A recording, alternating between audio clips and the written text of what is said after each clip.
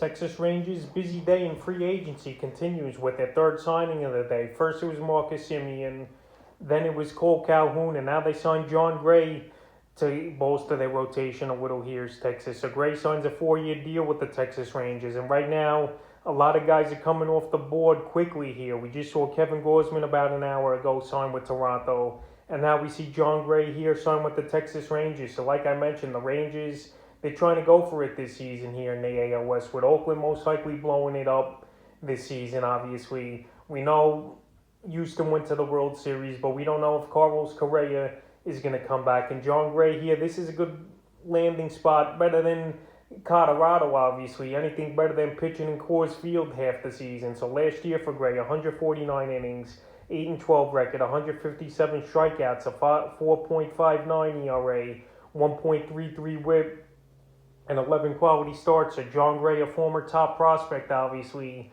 for the Rocky seasons back. He's been a decent pitcher for the Rockies over the years, and obviously they couldn't hit last season with Nolan Arenado out of town. But the 4.50 ERA isn't that bad, obviously, in Coors Field. But now he goes to the American League, even though, in my opinion, like I mentioned, that AL West isn't that tough of a division as the NL West was last season. So right here, Gray cashes in with the 4-year deal. He got his job security. And as far as fantasy baseball goes, he's a pitcher I'm probably going to take in the later rounds of your fantasy draft. Probably anywhere from the 15th to the 18th round here, because Texas still has a lot of work to do, in my opinion, to be a contender and a top-tier team in the AL West here. So right here, good for John Gray getting the contract. He definitely has good upside, and he definitely does strike out at least a batter per inning, and that possibly could be more now over there in Texas. So John Gray cashes in here in free agency with the Texas Rangers, and the Rangers with a very busy day